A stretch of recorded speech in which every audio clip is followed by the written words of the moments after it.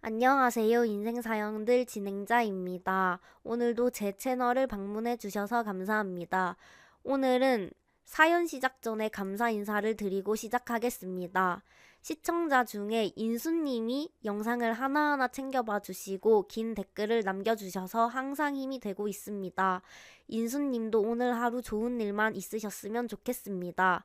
감사합니다. 2026년 4월 18일 사연 시작하도록 하겠습니다. 우리 새 며느리 유라 환영 파티. 드디어 제대로 된 며느리가 들어온다. 이혼 도장을 찍고 구청 문을 나서는데 제 카드로 수백만 원짜리 결제가 줄줄이 찍혔습니다. 시어머니가 제 돈으로 새 며느리 환영 파티를 열고 샴페인을 터뜨리고 있었죠. 저는 어딘가로 전화를 걸었습니다. 5분 뒤 시어머니에게서 40통이 넘는 부재중 전화가 쏟아졌습니다. 저는 느긋하게 전화를 받았죠. 여보세요. 누구세요? 잘 안 들리는데요. 시어머니와 새며느리는 그날 호텔에서 무전 취식범으로 경찰에 신고당했습니다. 그런데 저들은 아직도 모릅니다. 10년 동안 걸어다니는 지갑 취급을 했던 그 며느리의 정체가 밝혀지면 어떤 일이 벌어지는지를요. 과연 이 여자의 진짜 신분은 무엇일까요? 그리고 저들이 맞이할 끝은 어디일까요? 오늘의 사연 시작 전에 구독과 좋아요 눌러주시면 집안의 동기운과 행운이 가득할 겁니다. 구청 건물을 빠져나오는 민우의 뒷모습을 저는 멍하니 바라보고 있었습니다. 민우는 오유라의 허리를 감싸 안은 채 주차장 쪽으로 걸어가고 있었죠.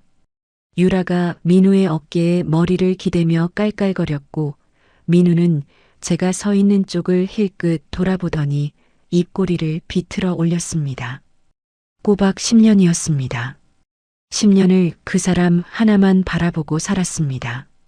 새벽 4시에 일어나 도시락을 싸고 낮에는 남의 집 귀한 자식들 과외를 3군데씩 뛰었습니다. 민우가 의대 공부 힘들다고 책상을 내리치며 때려치우겠다고 소리를 지를 때마다 저는 그 손을 잡고 할 수 있다. 조금만 더 버티자며 달래고 또 달랬죠. 그렇게 제 손으로 만들어 놓은 의사였습니다. 한 달 전 민우가 식탁 위에 사진 한 묶음을 툭 던져놨습니다. 이거 뭐야? 보면 몰라. 유라야. 유라 너의 아버지가 강남에서 떵떵거리는 제일 큰 병원 원장님이셔. 민우가 냉장고에서 물병을 꺼내 벌컥벌컥 마시며 말했습니다. 긴 말 필요 없고 이혼해줘. 뭐라고? 귀 먹었어? 이혼하자고. 도장 찍으라고. 저는 떨리는 손으로 사진을 집어들었습니다. 고급 식당에서 촛불을 켜놓고 서로 눈을 맞추는 민우와 유라.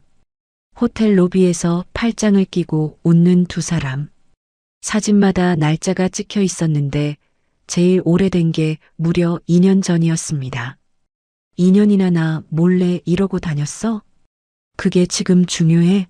나 이미 마음 떠났으니까 구질구질하게 매달리지 말고 깔끔하게 끝내자. 민우가 의자를 드르륵 끌어당겨 털썩 앉으며 말했습니다. 유라 아버지가 나한테 병원 자리 하나 통째로 내준다고 약속했어. 근데 조건이 딱 하나야. 이혼하고 깨끗한 몸으로 오라는 거. 깨끗한 몸이라니요. 저를 10년 동안 머슴처럼 부려먹고 뼈가 빠지도록 뒷바라지하게 한 사람이 이제 볼일 끝났으니 때 벗기듯 저를 벗어던지겠다는 소리였습니다. 재산 나누자고 찌질하게 굴지 마. 네가 살던 그 낡은 아파트는 줄 테니까 나머지는 꿈도 꾸지 말고. 그날 밤 저는 한숨도 자지 못했습니다. 베개에 얼굴을 묻고 죽은 듯이 울다가 새벽녘에 거울 앞에 섰습니다. 푹 꺼진 눈 밑에 시꺼먼 그늘과 거칠어진 손끝이 보이더군요. 이것이 10년 바친 대가라는 걸 그때 처음 똑똑히 마주했습니다. 그리고 오늘 법원에서 이혼 도장 쾅 찍고 곧바로 구청에 신고서까지 냈습니다. 직원이 처리됐습니다 하는 소리가 무섭게 민우가 벌떡 일어나 밖으로 나가더군요. 문 앞에는 그 여우 같은 유라가 기다리고 있었습니다. 그게 딱 3분 전 일입니다. 저는 구청 계단에 주저앉아 한참을 있었습니다. 다리에 힘이 풀려 일어날 수가 없었거든요. 그때 주머니 속 휴대폰이 미친 듯이 울렸습니다. 카드 결제 문자였습니다. 윤지아님 가족카드, 호텔 식당 285만 원 결제. 3초 뒤에 또 올립니다. 윤지아님 가족카드, 호텔 와인바 192만 원 결제. 5초 간격으로 수백만 원짜리 결제가 줄줄이 찍히더군요. 저는 떨리는 손으로 시어머니 SNS를 열어봤습니다. 호텔 제일 큰 방에 꽃 장식을 도배해 놓고 테이블 위엔 비싼 샴페인이 4병이나 놓여 있었습니다. 가운데 유라가 앉아 있고 시어머니는 유라 손을 꼭 잡고 입이 귀에 걸리게 웃고 있더군요. 사진 밑에는 이렇게 적혀 있었습니다. 우리 새 며느리 유라 환영 파티. 드디어 제대로 된 며느리가 들어온다. 제대로 된 며느리. 그 말이 가슴에 대못처럼 박혔습니다. 명절마다 새벽부터 코끝이 맵게 전을 부치고 제삿날이면 혼자 상을 차렸던 제 10년은 제대로 된 게 아니었다는 뜻이었습니다. 저는 자리에서 천천히 일어났습니다. 신기하게도 떨리던 손이 멈추고 가슴속 불덩이가 싸늘하게 식더군요. 저는 카드사로 바로 전화를 걸었습니다. 안녕하세요, 윤지아 고객님. 무엇을 도와드릴까요? 제 명의로 된 가족카드 전부 다 지금 당장 정지시켜주세요.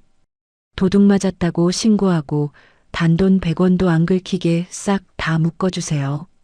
전부 다 말인가요? 네, 하나도 빠짐없이요. 전화를 끊고 시계를 봤습니다. 1분, 3분 딱 5분이 지나자 전화기가 터질 듯이 울리기 시작했습니다. 시어머니였습니다. 부재중 전화가 30통이 넘고 문자도 쏟아졌습니다. 야, 이 미친년아. 카드가 왜 안 돼? 호텔인데 계산이 안 되잖아. 망신당해 죽겠다. 당장 풀어. 40통이 넘었을 때 저는 느긋하게 통화 버튼을 눌렀습니다. 지아야, 너 지금 뭐 하는 짓거리야? 카드가 안 돼서 지배인이 경찰 부른다잖아.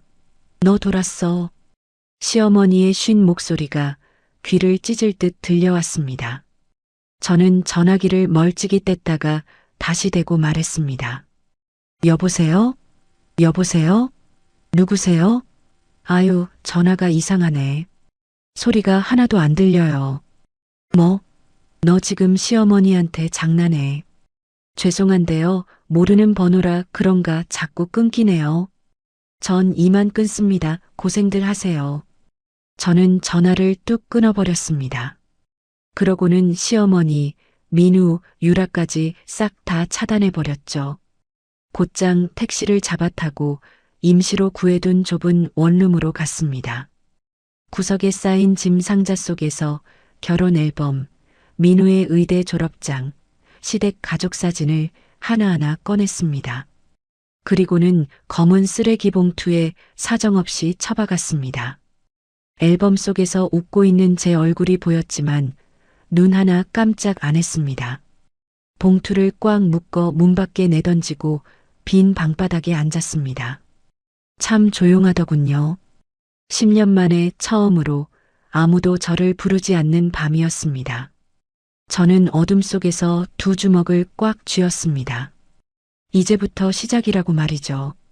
다음 날 오전 원룸 현관문을 누군가 주먹으로 쾅쾅 두드렸습니다.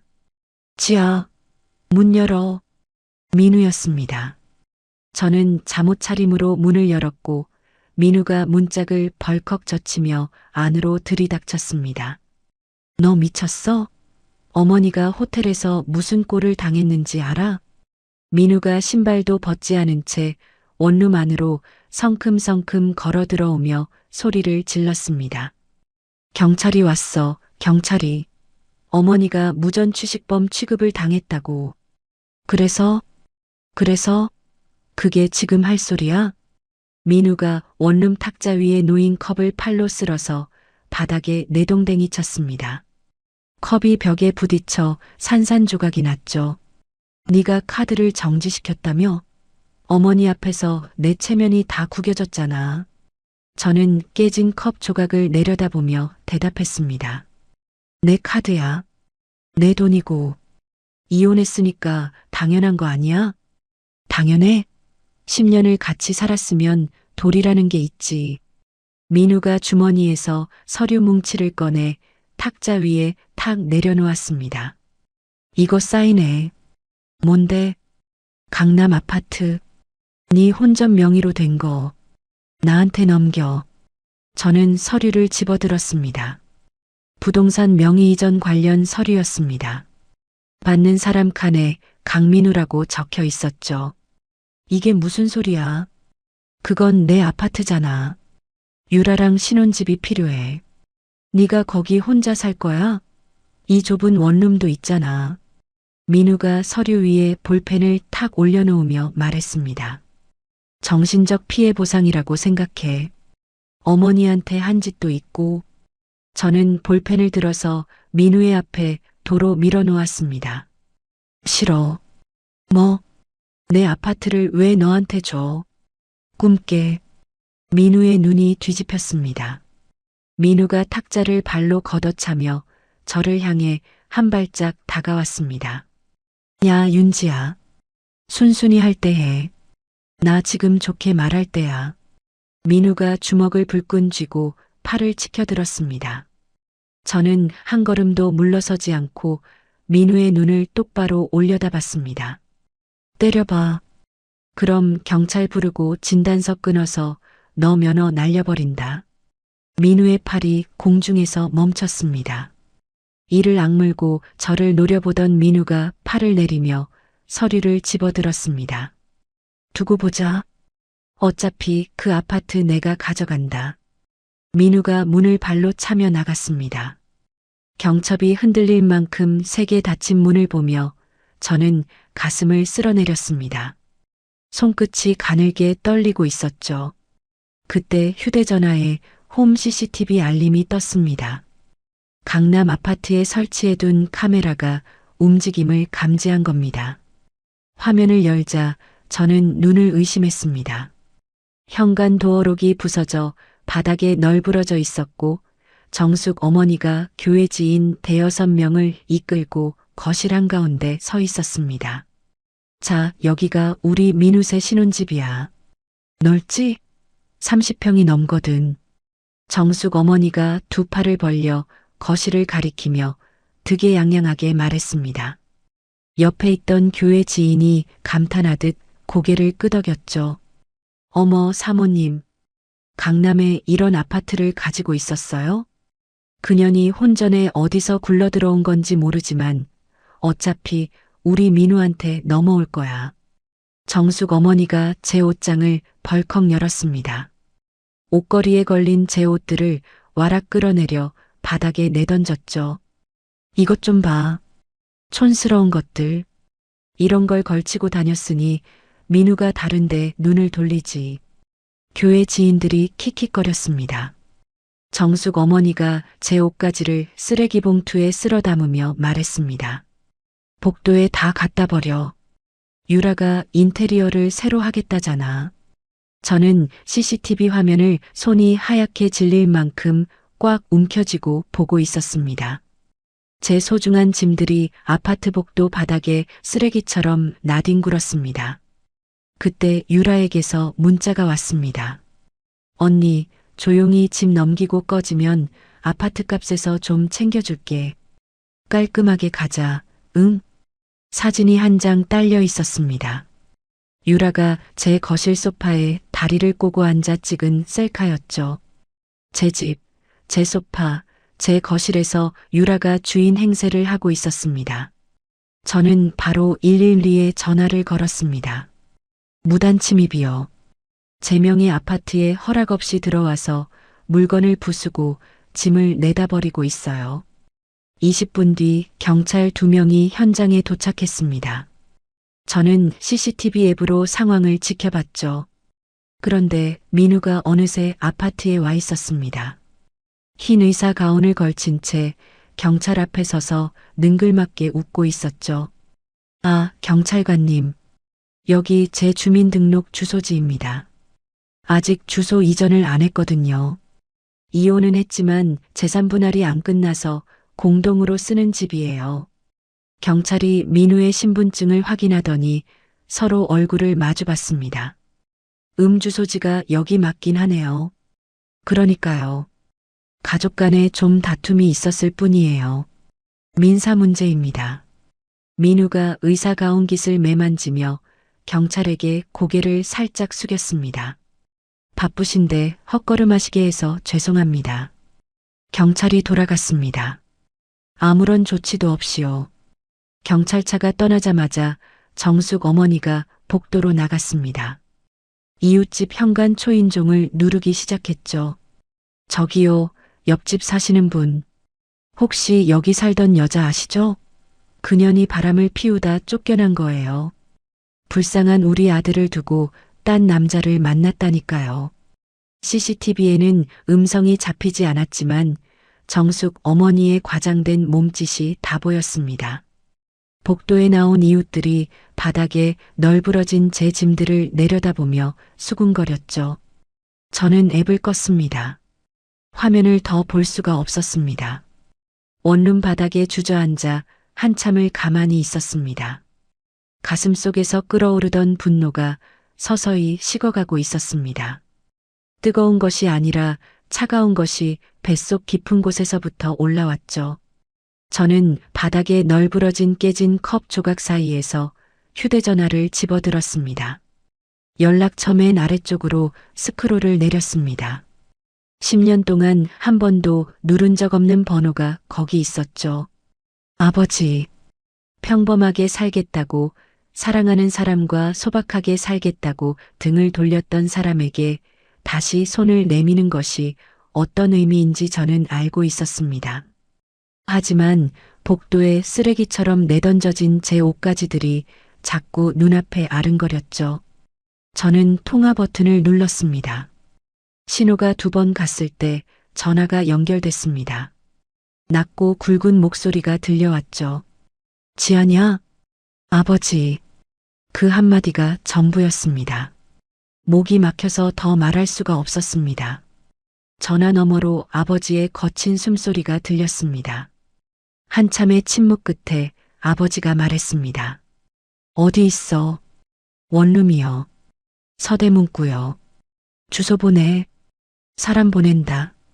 저는 아파트 복도에서 주워온 구겨진 외투를 끌어안고 택시를 기다렸습니다. 저녁 바람이 차가웠지만 떨리지는 않았습니다. 1시간 뒤 검은색 대형 세단 3대가 원룸 앞 좁은 골목에 줄지어 멈춰 섰습니다. 앞뒤 차에서 검은 정장을 입은 건장한 경호원 4명이 내려 주위를 살폈고 가운데 차 뒷문이 소리 없이 열렸습니다. 경호원 1명이 제 앞으로 다가와 정중하게 고개를 숙였습니다. 아가씨 모시겠습니다. 저는 구겨진 외투를 끌어안은 채 차에 올랐습니다. 가죽 시트에 몸을 묻히는 순간 10년 전에 등을 돌리고 나왔던 세계의 냄새가 코끝을 스쳤죠. 차가 강남을 지나 여의도 방향으로 미끄러지듯 달렸습니다. 윤태그룹 본사 건물이 보이기 시작했을 때 저는 무릎 위에 올린 2 손을 가만히 내려다봤습니다. 과외를 뛰고 설거지를 하고 빨래를 널었던 손이었죠. 지하 주차장으로 들어간 차가 전용 엘리베이터 앞에 섰습니다. 경호원들이 양옆에 서서 저를 에워쌌고 엘리베이터가 최상층까지 단숨에 올라갔습니다. 회장실 문이 열렸습니다. 통유리창 너머로 서울 시내가 한눈에 내려다 보였고 넓은 방 한가운데 참나무 책상 앞에 아버지가 서 계셨습니다. 흰 머리카락이 10년 전보다 훨씬 많아져 있었습니다. 깊게 팬 주름 사이로 아버지의 눈이 저를 보고 있었죠. 저는 문 앞에 선 채 한 발짝도 떼지 못했습니다. 10년 전 의대생 민우와 결혼하겠다고 했을 때 아버지의 얼굴이 떠올랐습니다. 그 빈털터리 녀석이랑 살겠다고? 내 딸이 왜 고생을 사서 해? 아버지, 저는 그 사람이 좋아요. 돈 말고 제 힘으로 살아보고 싶어요. 나가. 그러고 싶으면 나가서 실컷 해봐라. 대신 다시는 이 문 들어올 생각 마라. 그날 아버지는 저를 등 뒤에서 부르지 않았습니다. 저도 뒤돌아보지 않았죠. 그랬던 아버지가 지금 제 앞에 서 계셨습니다. 원망도 잔소리도 없이 저를 바라보고만 계셨죠. 아버지, 목소리가 갈라졌습니다. 저는 입술을 꽉 깨물었지만 눈물이 먼저 쏟아졌습니다. 아버지가 책상을 돌아 제 앞으로 걸어왔습니다. 아무 말 없이 두 팔을 벌려 저를 안았죠. 넓은 가슴에 얼굴을 묻는 순간 10년 동안 꾹꾹 눌러 담았던 것들이 한꺼번에 터져 나왔습니다. 아버지, 저 바보같이 살았어요. 됐다. 다 됐어. 아버지가 제 머리를 천천히 쓸어내리며 말했습니다. 울 만큼 울어라. 다 쏟아내고 나서 얘기하자. 한참을 울었습니다.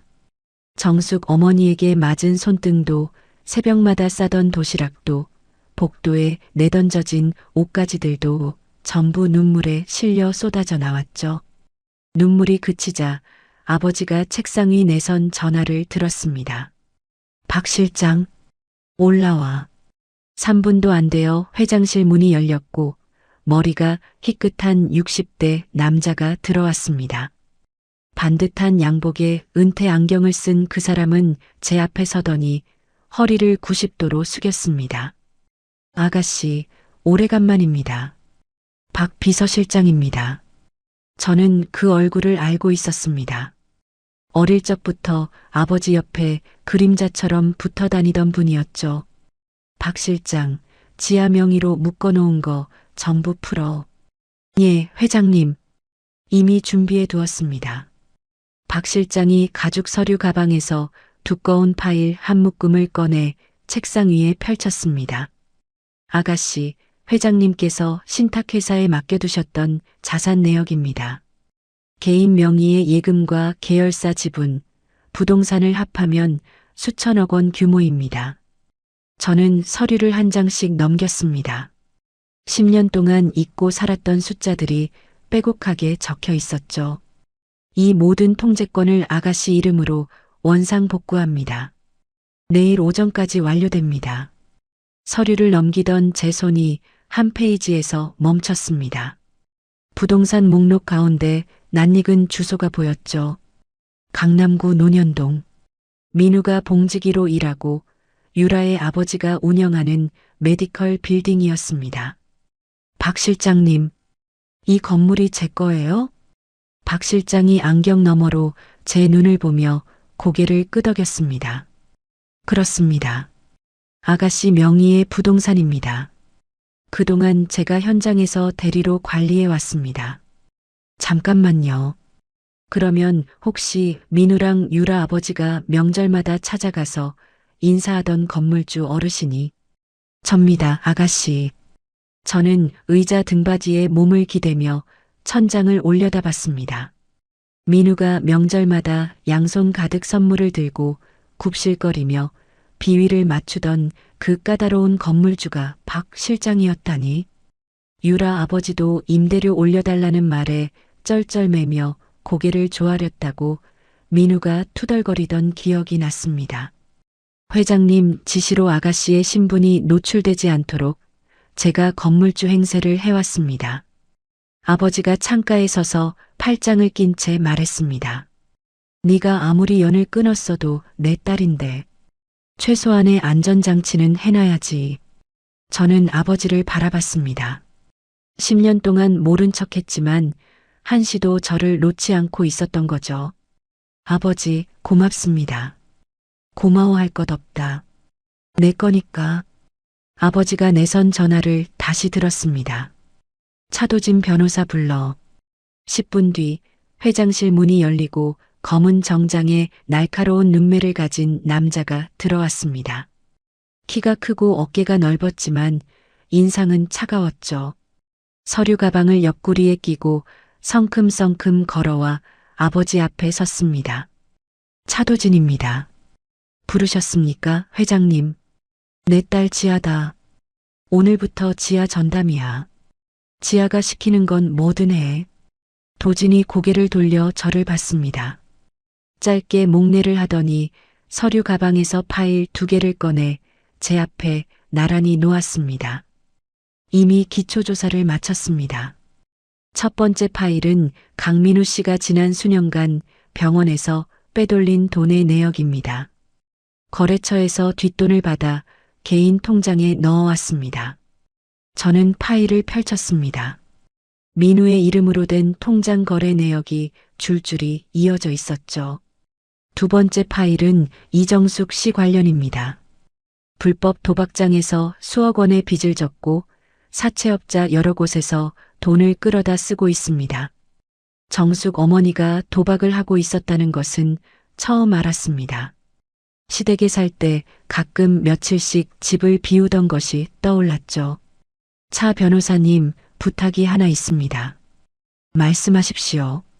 정숙 어머니한테 돈을 빌려준 사채업자들이요. 그 빈문서를 전부 사들릴 수 있을까요? 도진이 미간을 살짝 좁혔다가 곧 고개를 끄덕였습니다. 가능합니다. 사채업자들은 원금만 돌려받아도 손해볼 것이 없으니 흔쾌히 넘기겠죠. 그렇게 해주세요. 정숙 어머니 빚의 주인이 저라는 걸 알게 되면 그때 그 얼굴이 어떻게 변할지 보고 싶으니까요. 도진의 입꼬리가 아주 미세하게 올라갔습니다.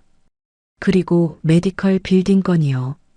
유라 아버지 병원에서 불법으로 뒷돈을 주고받은 것, 그게 건물 임대 계약을 깨는 사유가 되죠? 충분합니다.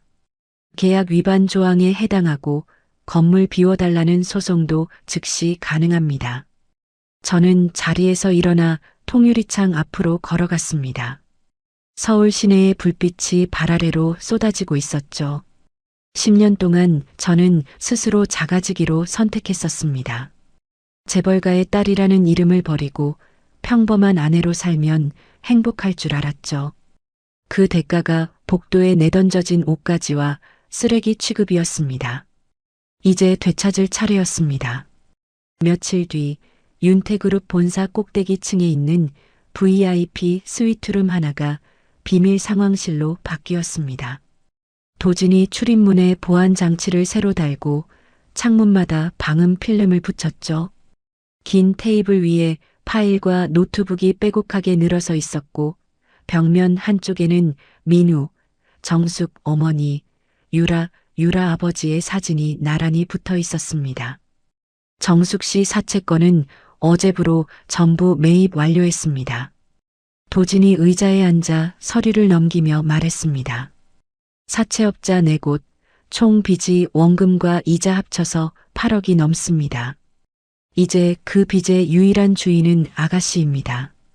정숙 어머니가 아직 모르죠? 당연히 모릅니다. 알게 되는 날은 제가 정하겠습니다. 도진이 파일 하나를 더 꺼내 테이블 위에 펼쳤습니다. 유란의 병원 쪽도 꼬리가 잡혔습니다. 건강보험공단에 청구한 진료비 내역을 추적했는데 실제 진료 기록과 맞지 않는 건이 수백 건입니다. 쉽게 말하면 뭔가요? 환자를 치료한 것보다 훨씬 부풀려서 나라 돈을 타냈다는 겁니다. 조직적으로요. 저는 고개를 끄덕였습니다. 메디컬 빌딩 계약 해지 소송은요? 서류 준비 끝났습니다. 불법 행위를 한 세입자에게 나가라고 통보할 수 있는 근거가 충분합니다. 아가씨가 결심하시면 바로 들어갑니다. 아직이요. 때를 고를 겁니다. 도진이 고개를 살짝 기울이며 저를 봤습니다. 시기를 보신다? 네. 가장 높이 올라갔을 때 밟아야 가장 아프니까요. 도진이 볼펜을 탁 내려놓으며 희미하게 웃었습니다. 그날부터 저와 도진은 매일 밤을 새웠습니다. 도진은 의료업계 안쪽에 심어둔 사람들을 통해 민우의 출입국 기록을 뽑아냈죠. 해외 의료봉사 명목으로 출국한 기록이 6번 있습니다. 그런데 같은 날짜에 유라도 동일한 목적지로 출국했습니다. 봉사가 아니라 여행이었다는 거죠. 맞습니다. 게다가 출국 시점마다 민우 씨 해외 계좌에 목돈이 입금됐습니다. 병원 경비를 빼돌려 만든 비자금입니다. 도진이 노트북 화면을 돌려 보여줬습니다. 민우의 해외 계좌 거래 내역이 날짜 순으로 정리되어 있었죠. 제가 새벽마다 도시락을 싸고 과외를 뛰던 그 시간에 민우는 유라와 해외에서 제 상상도 못할 돈을 쓰고 있었습니다. 저는 화면을 가만히 들여다보다가 노트북을 닫았습니다. 충분합니다.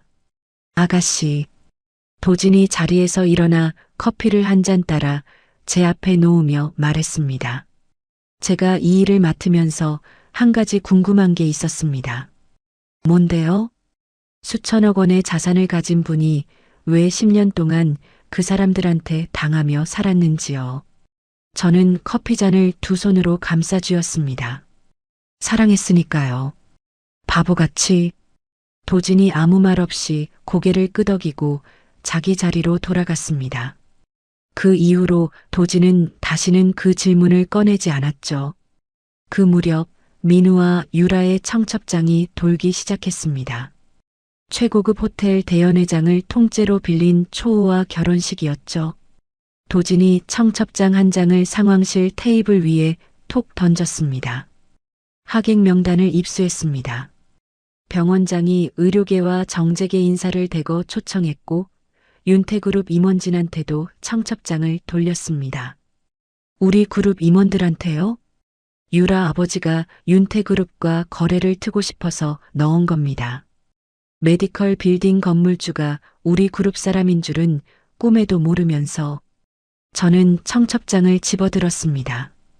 금박으로 찍힌 민우와 유라의 이름이 나란히 적혀 있었죠. 차 변호사님, 저 이 결혼식에 갈 겁니다. 도진이 볼펜을 돌리던 손을 멈추고 저를 봤습니다. 참석하신다고요? 네. 윤태그룹 본부장 자격으로요. 정식 하객으로 회신 보내주세요. 도진이 3초쯤 저를 바라보다가 고개를 끄덕였습니다. 알겠습니다. 그날 제가 필요한 것들을 준비해 두겠습니다. 도진은 곧바로 움직이기 시작했습니다. 의료업계 안쪽 게시판과 정재계 소식지에 익명의 글이 하나둘 올라오기 시작했죠. 강남 유명 병원 불륜 의사를 사위로 맡는다? 의료사고를 돈으로 덮은 병원장의 실체. 글이 퍼지자 유란의 병원의 BVIP 고객들이 하나둘 진료 예약을 취소하기 시작했습니다. 병원 매출이 눈에 띄게 줄었고 유라 아버지가 직원들을 불러 모아 소문의 출처를 찾으라고 호통을 쳤다는 소식이 들어왔죠.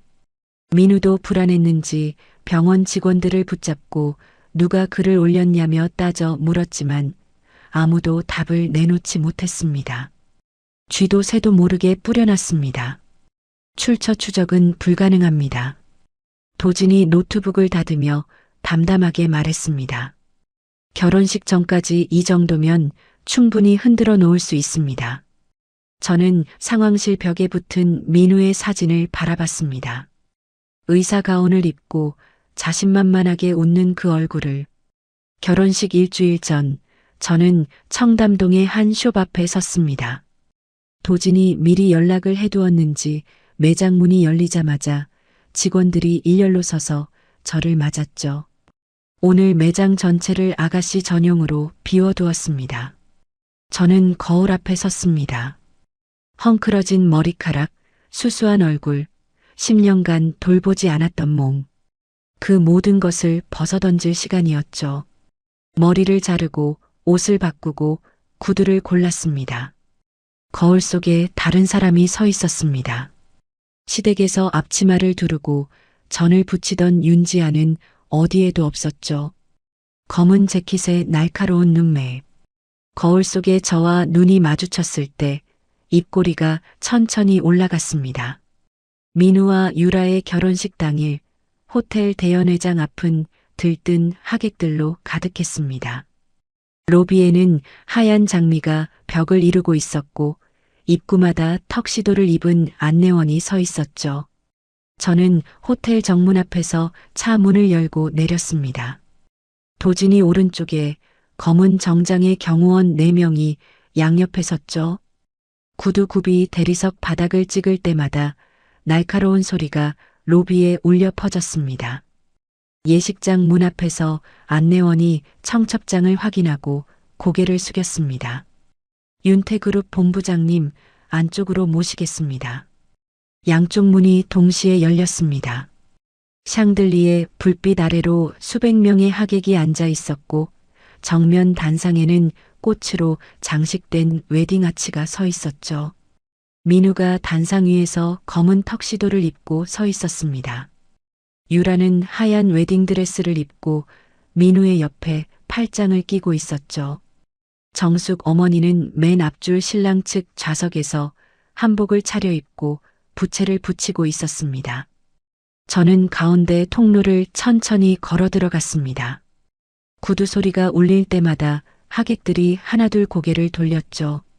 유라가 먼저 저를 발견했습니다. 유라의 입이 벌어지더니 민우의 팔을 잡아 흔들었습니다. 저 여자 저거 지아 아니야?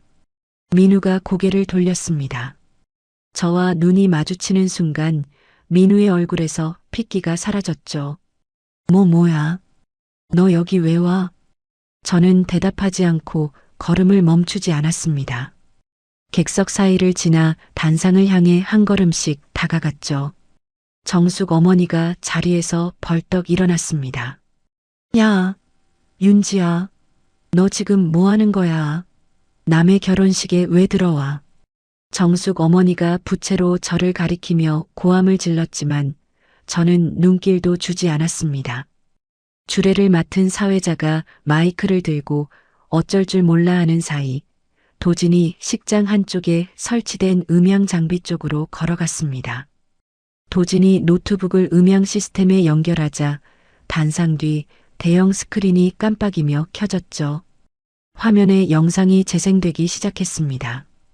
어두운 모텔 주차장에서 민우와 유라가 손을 잡고 들어가는 장면이었습니다.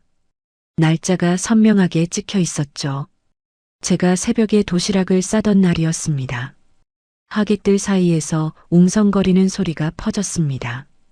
저거 신랑 아니야? 모텔이잖아, 모텔. 민우가 스크린을 올려다보다가 얼굴이 벌겋게 달아올라 도진에게 소리를 질렀습니다. 꺼. 당장 저거 꺼. 도진은 민우를 쳐다보지도 않고 노트북 자판을 눌렀습니다. 화면이 바뀌더니 이번에는 음성 녹음이 흘러나왔죠. 민우의 목소리였습니다. 유란의 집안이 돈은 좀 있지만 솔직히 천박하잖아. 병원이나 하나 크게 벌려서 나한테 붙어 사는 거지 뭐. 유라 아버지가 내 비위를 맞추니까 편한 거야. 그 영감한테 잘 보이면 병원은 내 거나 마찬가지고. 스크린 아래 신부 측 좌석에서 유라 아버지가 자리에서 벌떡 일어났습니다. 유라 아버지의 얼굴이 시뻘겋게 변해 있었죠. 유라가 민우의 팔을 뿌리치며 비명을 질렀습니다. 뭐야 이게? 너 이런 말을 하고 다녔어. 아니, 유라야, 이건 잘라붙인 거야. 조작이라고. 민우가 두 손을 내저으며 유라에게 매달렸지만 유라는 드레스 자락을 움켜쥐고 한 발짝 물러섰습니다. 저는 단상 위로 올라갔습니다. 마이크를 집어들고 하객들을 천천히 둘러봤죠. 수백 개의 눈이 저를 향하고 있었습니다. 반갑습니다. 윤태그룹 본부장 윤지아입니다. 객석 여기저기서 윤태그룹이라는 이름에 술렁임이 일었습니다. 혹시 이 건물 주인이 누구인지 아시는 분 계십니까? 저는 유라 아버지를 똑바로 바라보며 말했습니다. 유라 아버지, 병원장님, 매달 임대료를 내시던 그 깐깐한 건물주 어르신 기억하시죠? 유라 아버지가 주먹을 불끈 쥐며 저를 노려봤습니다. 그분은 제 비서입니다. 건물 진짜 주인은 저예요. 식장이 얼어붙었습니다. 유라 아버지의 입이 벌어졌다 닫혔다를 반복했죠. 저는 도진에게 고개를 끄덕였습니다. 도진이 서류 봉투를 가져와 제 손에 쥐어줬죠. 저는 그 봉투에서 서류를 꺼내 유라 아버지의 발밑으로 던졌습니다. 이건 건물 비워달라는 통보서입니다. 뒷돈 주고받은 거 다 알고 있으니까 변명은 아끼세요. 유라 아버지가 바닥에 떨어진 서류를 내려다보며 비틀거렸습니다. 이게 무슨... 민우가 단상에서 뛰어내려 저를 향해 달려들었습니다. 이 미친년이... 민우의 손이 제 팔에 닿기 직전 경호원 2명이 민우의 양팔을 잡아 비틀었습니다. 민우가 무릎부터 바닥에 꿇어앉으며 신음을 흘렸죠. 으악, 나라고. 객석에서 정숙 어머니가 거품을 물고 달려나왔습니다. 우리 민우한테 뭔 짓이야? 이년아. 정숙 어머니가 저를 향해 내달리는데 옆에서 험상궂은 사내 2명이 길을 막아섰습니다.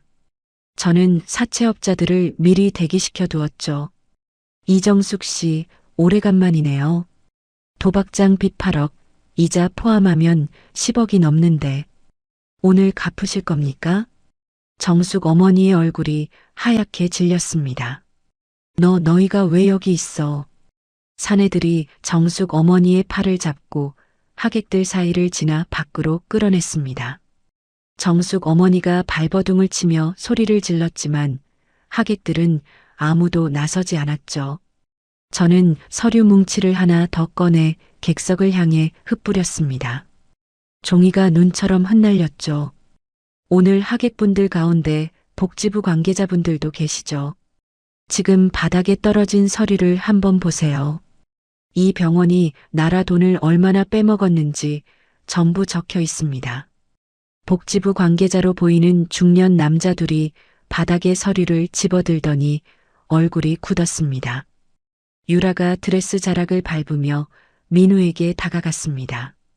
유라의 손이 민우의 뺨을 향해 날아갔죠. 찰칵 소리가 식장 전체에 울렸습니다. 이 쓰레기 같은 사기꾼, 나한테 이럴 수가 있어. 유라가 민우의 뺨을 한 대 더 후려치며 악을 썼습니다. 유라 아버지는 넥타이를 움켜쥐더니 뒷목을 잡고 바닥에 주저앉았죠. 예식장이 아수라장이 되었습니다. 하객들이 자리에서 일어나 웅성거렸고 누군가는 휴대전화를 들어 영상을 찍고 있었습니다. 바닥에 꼴린 채 경호원에게 팔이 잡혀있는 민우가 고개를 들어 저를 올려다봤습니다. 이마에 식은땀이 흘러내리고 있었죠. 지아 제발 한 번만 봐줘. 제발. 저는 민우를 내려다봤습니다. 한때 이 사람의 손을 잡고 할 수 있다고 말해주던 제가 있었죠. 그때의 저는 진짜로 죽었습니다. 이건 예고편이야. 진짜 지옥은 지금부터 시작이니까 기대해. 저는 마이크를 단상 위에 내려놓고 돌아섰습니다. 도진이 제 옆으로 다가와 나란히 걸었죠. 비명과 고함이 뒤섞인 예식장을 등지고 정문을 나서는데 밖에서 햇빛이 쏟아졌습니다. 저는 한 번도 뒤돌아보지 않았습니다. 결혼식장 사건이 터진 지 한 달이 지났습니다. 그 사이 유란의 병원은 환자가 반 넘게 줄었고 민우는 병원에서 쫓겨나 빈둥거리고 있다는 소식이 들어왔죠. 그날 오전 도진이 상황실 문을 열고 들어오며 표정이 평소와 달랐습니다. 입술을 꽉 다물고 있었죠. 아가씨, 좋지 않은 움직임이 포착됐습니다. 무슨 일이에요? 유라 아버지가 아가씨의 숙부, 최 부회장과 접촉하고 있습니다. 저는 커피잔을 내려놓았습니다. 최 부회장, 아버지의 동생이자 윤태그룹 안에서 아버지의 자리를 호시탐탐 노려온 사람이었죠. 언제부터요? 결혼식 사건 직후부터입니다. 유라 아버지가 먼저 손을 내밀었고 최 부회장이 받은 겁니다. 도진이 테이블 위에 사진 한 장을 올려놓았습니다. 강남의 한 고급 요정에서 유라 아버지와 최 부회장이 마주 앉아 있는 사진이었죠. 병원을 잃게 생긴 유라 아버지가 아가씨를 끌어내리겠다고 최 부회장한테 매달린 겁니다. 저는 사진을 들여다봤습니다. 최 부회장의 얼굴에 떠오른 웃음이 보였죠. 먹잇감을 발견한 사람의 표정이었습니다. 그로부터 일주일 뒤 아침 7시에 초인종이 울렸습니다. 문을 열자 검찰 수사관 8명이 서 있었죠. 윤지아 씨, 윤태그룹 자금 횡령 혐의로 압수수색 영장이 발부되었습니다. 수사관들이 밀물처럼 들어와 서재의 서류를 쓸어갔습니다. 노트북 외장하드, 파일함. 손이 닿는 것은 전부 상자에 담았죠. 같은 시각 윤태그룹 본사에도 수사관들이 들이닥쳤습니다.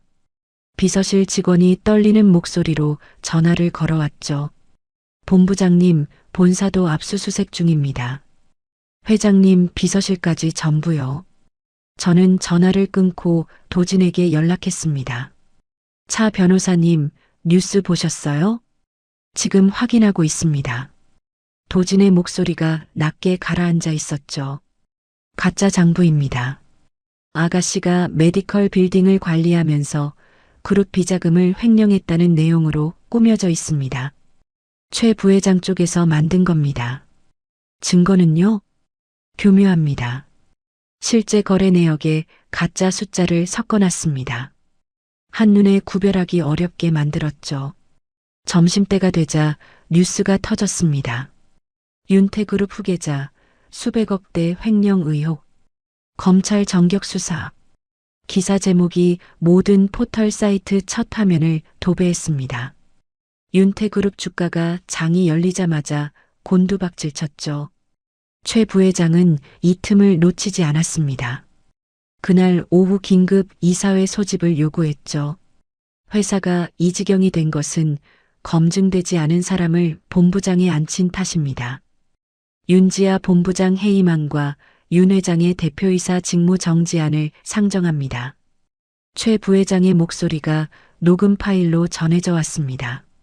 도진이 이사회 안에 심어둔 사람이 실시간으로 보내준 것이었죠.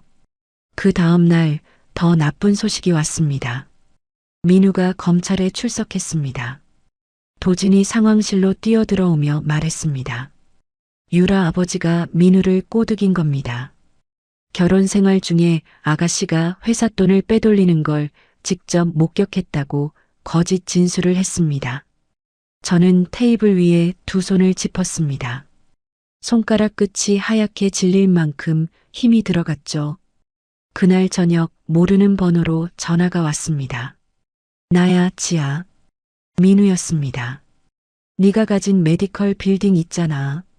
그거 유라한테 넘기고 50억을 쥐어주면 내가 검찰에 가서 말 바꿔줄 수 있어. 민우의 목소리에는 비열한 여유가 묻어 있었습니다. 네가 아무리 재벌 딸이어도 검찰 수사를 이기기는 힘들걸.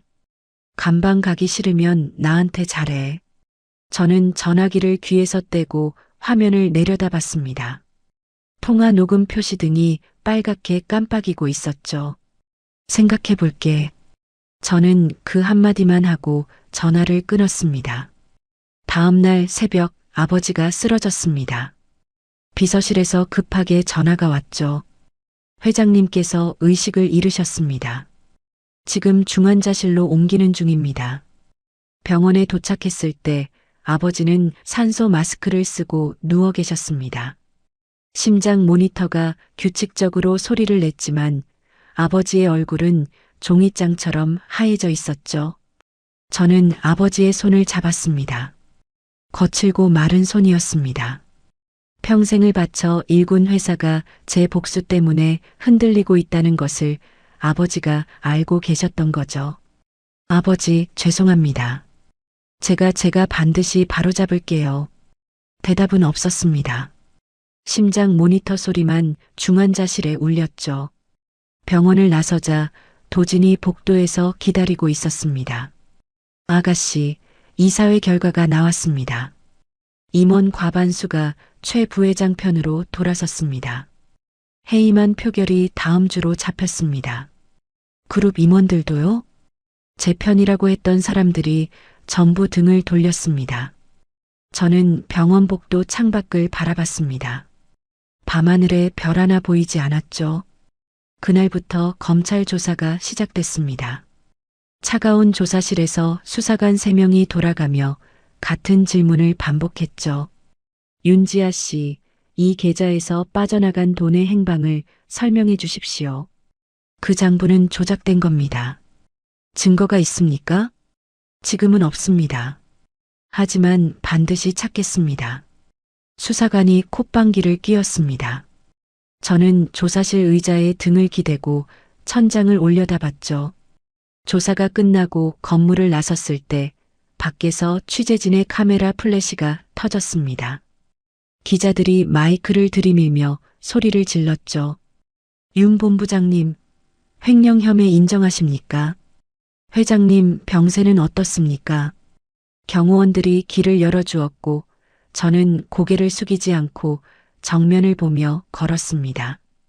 차에 올라타자 도진이 운전석 옆에서 기다리고 있었습니다. 아가씨, 방법이 있습니다. 저는 도진을 봤습니다. 조작된 장부로 저를 밀어붙이는 거라면 진짜 장부를 찾으면 끝나는 거죠. 도진이 고개를 끄덕였습니다. 유란의 병원 안에 진짜 장부를 가지고 있는 사람이 한 명 있습니다. 저는 입술을 깨물었습니다. 피가 살짝 배어 나왔지만 아프지 않았죠. 찾아주세요. 반드시요. 검찰 조사를 받고 풀려난 그날 밤 도진이 저를 데리고 간 곳은 서울 외곽의 낡은 오피스텔이었습니다. 그룹 보안팀만 알고 있는 비밀 안가였죠. 좁은 방 안에 노트북 세대와 외장하드 여러 개가 놓여 있었습니다. 압수수색 전에 도진이 빼돌려둔 백업 데이터였죠. 전부 여기 있습니다. 검찰이 가져간 건 원본이지만 사본은 저들이 손대지 못했습니다. 도진이 노트북을 열며 말했습니다. 그리고 아까 말한 사람, 유란의 병원에서 돈 관리를 맡았던 전직 재무이사 한정우라는 사람입니다. 어떤 사람이에요? 병원 초창기부터 15년을 일했습니다. 유라 아버지의 비자금을 직접 관리한 사람이죠. 그런데 3년 전에 잘렸습니다. 왜요? 한정우 씨가 뒷돈 규모가 너무 커졌다고 그만하자고 했더니 유라 아버지가 배신자라며 하루아침에 내쫓았습니다. 퇴직금도 안 줬고요. 도진이 노트북 화면에 한정우의 사진을 띄웠습니다.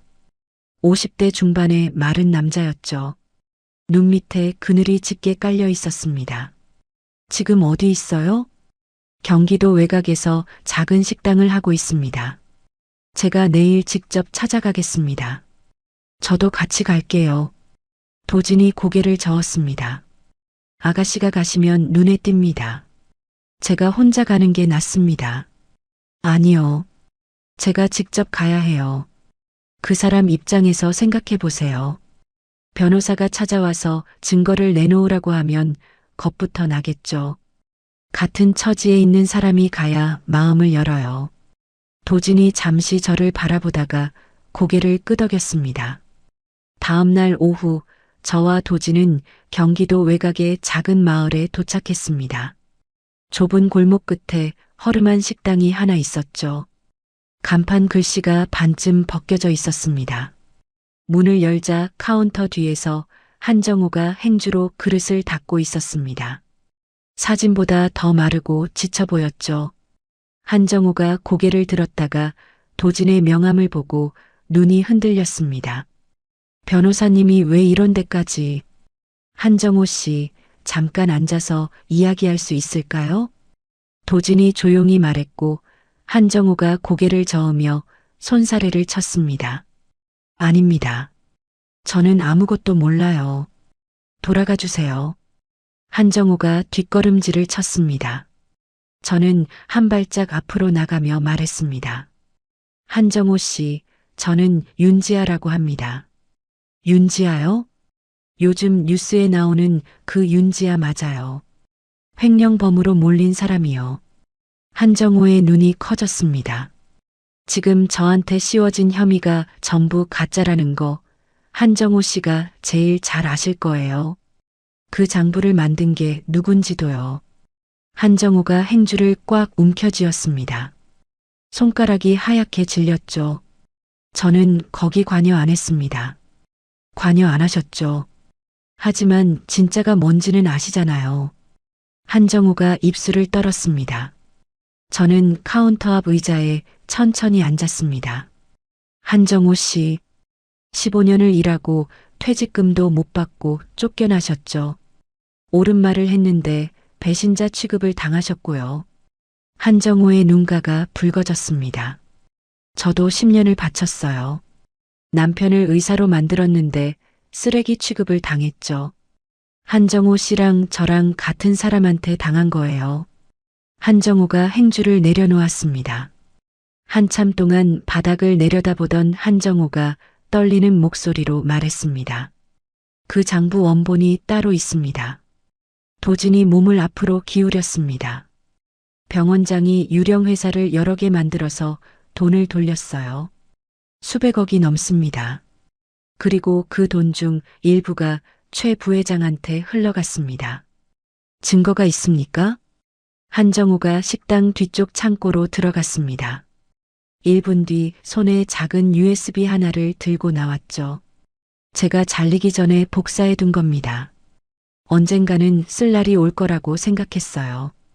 그런데 혼자서는 감히 엄두를 못 냈습니다. 한정호가 USB를 도진에게 내밀었습니다. 도진이 두 손으로 받아들었죠. 한정호 씨, 이걸로 끝나는 게 아닙니다. 검찰 특수부에 직접 제출해야 합니다. 한정호 씨가 내부 고발자로 나서주셔야 해요. 한정호의 얼굴에 두려움이 스쳤습니다. 그러면 저도 위험해지는 거 아닙니까? 제가 끝까지 지켜드리겠습니다. 제 이름을 걸고요. 저는 한정호의 눈을 똑바로 바라보며 말했습니다. 한정호 씨한테 빚진 퇴직금, 제가 갚아드릴게요. 그것보다 더 크게요. 한정호가 고개를 떨구었다가 천천히 들어 올렸습니다. 하겠습니다. 그날 밤 도진은 USB 안의 데이터를 밤새 분석했습니다. 유령회사 4곳을 통해 빠져나간 돈의 흐름이 선명하게 드러났죠. 그리고 그 끝에는 최 부회장의 개인 계좌가 있었습니다. 완벽합니다. 이 자료면 가짜 장부와 진짜 장부의 차이를 한눈에 증명할 수 있습니다. 도진이 새벽녘에 커피를 마시며 말했습니다. 내일 아침 대검찰청 특수부에 바로 제출합니다. 이사회는요? 모레입니다. 최 부회장이 해임한 표결을 모레로 잡았습니다. 그러면 이사회 당일에 터뜨려야겠네요. 도진이 고개를 끄덕였습니다. 이사회 당일 오전 저는 윤태그룹 본사 건물 앞에 섰습니다. 한 달 전에 경호원들에게 막혀 들어가지 못했던 정문이었죠. 최 부회장이 제 출입을 차단해 놓았습니다. 경비원 2명이 저를 가로막았습니다. 죄송합니다, 본부장님. 출입이 제한되어 있습니다. 비켜요. 최 부회장님 지시가. 저는 경비원의 어깨를 밀치고 안으로 들어갔습니다. 엘리베이터를 타고 이사회가 열리는 층에 도착했을 때 경호원 4명이 회의실 앞을 막고 서 있었죠. 저는 멈추지 않았습니다. 문을 두 손으로 밀어 젖히고 안으로 들어갔습니다. 긴 테이블 양쪽에 이사진 12명이 앉아 있었고 상석에 최 부회장이 앉아 있었습니다. 최 부회장이 서류를 들고 일어서려던 참이었죠. 해임안에 대한 표결을. 최 부회장의 말이 끊겼습니다. 저를 보았죠. 최 부회장의 눈이 가늘어졌습니다. 지아, 여기 어떻게 들어온 거냐? 나가. 숙부, 잠깐만 기다리세요. 보여드릴 게 있거든요. 저는 회의실 벽면에 대형 스크린 앞으로 걸어갔습니다. 도진이 건네준 USB를 스크린에 연결된 노트북에 꽂았죠. 화면이 켜졌습니다. 유령회사 4곳의 통장 거래 내역이 스크린 가득 펼쳐졌습니다. 이게 뭐냐? 최 부회장이 자리에서 벌떡 일어났습니다. 숙부가 유라 아버지랑 같이 만든 유령회사예요. 여기서 수백억이 빠져나갔고 그 돈이 숙부 개인 계좌로 들어갔죠. 이사진의 시선이 스크린과 최 부회장 사이를 오갔습니다. 날 줘다. 전현이 만들어낸 가짜 자료야. 최 부회장이 테이블을 주먹으로 내리치며 소리를 질렀습니다. 그 순간 회의실 문이 다시 열렸습니다. 검찰 특수부 수사관 6명이 줄지어 들어왔죠. 맨 앞에 수사관이 최 부회장 앞에 서며 신분증을 내밀었습니다. 최 부회장님, 비자금 조성 및 증거 위조 혐의로 긴급 체포합니다. 최 부회장의 얼굴이 허옇게 변했습니다. 뭐라고? 이게 무슨 짓이야? 그리고 이번 수사를 지휘한 김 부장 검사는 유착 혐의로 직위 해제되었습니다. 수사관 2명이 최 부회장의 양팔을 잡았습니다. 최 부회장이 발버둥을 치며 이사진을 돌아봤죠. 야, 너희들이 가만히 앉아서 보고만 있을 거야. 나를 도와. 아무도 대답하지 않았습니다. 한 달 전에 최 부회장 편으로 돌아섰던 이사들이 고개를 숙이고 테이블만 내려다보고 있었죠. 최 부회장이 끌려나가며 저를 돌아봤습니다. 윤지아, 이 은혜를 모르는 년아. 네가 이러면 끝까지 간다. 저는 최 부회장을 똑바로 바라보며 입을 열었습니다. 숙부, 끝까지 가는 건 저예요. 수사관들이 최 부회장을 회의실 밖으로 데리고 나갔습니다. 복도에서 최 부회장의 고함 소리가 점점 멀어졌죠. 저는 이사진을 천천히 둘러봤습니다. 아버지가 쓰러진 틈을 타서 회사를 집어삼키려 한 사람이 누구였는지 다들 보셨죠. 그리고 그 사람 편에 줄을 섰던 분들도 여기 앉아 계시고요. 이사들의 얼굴이 굳었습니다. 다시는 이런 일이 없을 거라고 믿겠습니다. 회의실이 조용해졌습니다. 저는 스크린을 끄고 자리에 앉았죠. 그날 저녁 민우가 50억을 요구하며 협박했던 통화 녹음이 주요 방송사 뉴스에 일제히 보도됐습니다. 민우의 목소리가 전국에 울려 퍼졌죠. 감방 가기 싫으면 나한테 잘해. 다음 날 아침 병원에서 전화가 왔습니다. 본부장님, 회장님께서 의식을 회복하셨습니다. 저는 병실로 달려갔습니다. 아버지가 베개에 머리를 기댄 채 눈을 뜨고 계셨죠. 아버지, 됐냐? 네, 다 됐어요. 아버지가 제 손을 꼭 쥐었습니다. 힘은 약했지만 따뜻했죠.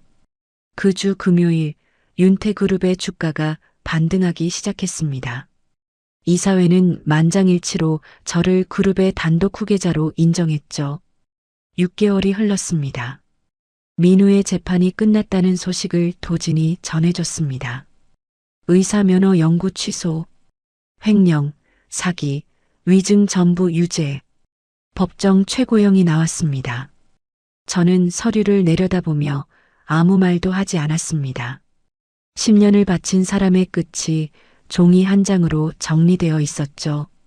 유라 아버지와 최 부회장도 나란히 중형을 선고받고 구속됐습니다. 유라는 아버지가 잡혀가고 병원이 문을 닫으면서 빚더미에 깔렸죠. 한때 제 거실 소파에 다리를 꼬고 앉아 셀카를 찍던 사람의 이름은 이제 어디에서도 찾아볼 수 없었습니다. 정숙 어머니는 집에서 쫓겨났습니다. 제가 매입한 사채 빚의 이자가 눈덩이처럼 불어났고 갚을 길이 없었죠. 시장통에서 허드렛 일을 하며 하루하루를 버티고 있다는 소식이 들려왔습니다. 채권 추심원들이 매일 찾아온다고도 했죠. 어느 날 오후 저는 교도소 면회실에 앉아 있었습니다. 두꺼운 유리병 너머로 민우가 나타났습니다. 처음에는 민우인 줄 몰랐습니다. 광대뼈가 튀어나오고 눈이 푹 꺼져 있었죠. 수의를 입은 민우가 유리벽 앞 의자에 풀썩 주저앉았습니다. 민우가 저를 올려다봤습니다. 한때 승리자처럼 비열하게 웃던 그 눈에 아무것도 남아있지 않았죠. 지아. 민우의 목소리가 갈라져 있었습니다. 한 번만 봐줘. 제발. 내가 잘못했어. 내가 미쳤었어. 민우가 유리벽에 이마를 갖다 대며 말했습니다. 이마가 부딪힐 때마다 둔탁한 소리가 났죠. 선처해줘. 응? 너한테 못할 짓을 한 건 맞아. 근데 이러다 나 여기서 죽어. 제발. 민우의 눈에서 눈물이 흘러내렸습니다. 코를 훌쩍이며 유리벽을 손바닥으로 짚었죠. 저는 민우의 얼굴을 가만히 들여다봤습니다. 새벽 4시에 일어나 도시락을 싸던 날들이 떠올랐습니다. 의대 시험 전날 손을 잡아주며 할 수 있다고 말해주던 제가 떠올랐죠. 그때의 저는 진심이었습니다. 하지만 그 진심을 쓰레기통에 쳐넣은 건 민우였죠. 저는 자리에서 천천히 일어났습니다. 거기서 평생 썩어. 민우의 눈이 커졌습니다. 지아, 가지마. 제발. 유리병 너머로 민우가 두 주먹으로 유리를 두드리는 소리가 들렸습니다. 저는 뒤돌아보지 않고 면회실 문을 열고 나왔죠. 복도를 걸어 나오는 동안 민우의 울음소리가 점점 멀어졌습니다. 교도소 정문을 나서자 햇빛이 얼굴에 쏟아졌습니다. 저는 눈을 감고 한번 크게 숨을 들이쉬었죠. 끝났습니다. 윤태그룹 본사로 복귀한 저는 아버지 곁에서 경영을 배우며 사업을 하나씩 이끌어갔습니다. 아버지가 퇴원하신 뒤에도 저는 출근 시간을 당겨가며 회의를 주재하고 거래처를 만났죠. 3개월 만에 신사업 2건을 성사시켰고 그룹 안에서 저를 본부장이 아니라 차기 회장이라고 부르는 사람들이 늘어나기 시작했습니다. 이사회에서 등을 돌렸던 임원들이 하나둘 고개를 숙이고 찾아왔지만 저는 실적으로만 대답했습니다. 말이 아니라 숫자가 사람을 움직인다는 것을 10년 동안의 결혼 생활에서 뼈저리게 배웠으니까요. 어느 금요일 저녁 도진이 상황실에 들어왔습니다. 서류 가방이 아니라 종이봉투 하나를 들고 있었죠. 아가씨, 할 말이 있습니다. 무슨 일이에요? 도진이 종이봉투에서 작은 상자를 꺼내 테이블 위에 올려놓았습니다. 가죽으로 된 네모난 상자였죠. 이건 업무 보고가 아닙니다. 도진이 의자를 끌어당겨 제 맞은편에 앉으며 말했습니다. 이 사건이 끝나면 말씀드리려고 했습니다. 아가씨 옆에서 같이 밤을 새우고 같이 뛰어다니고 같이 싸우면서 도진이 잠시 말을 끊었습니다. 도진의 귀끝이 살짝 붉어져 있었죠. 늘 차갑고 날카롭기만 하던 사람이 처음 보여주는 모습이었습니다. 변호사가 아니라 한 사람으로서 아가씨와 밥 한 끼 같이 먹고 싶습니다.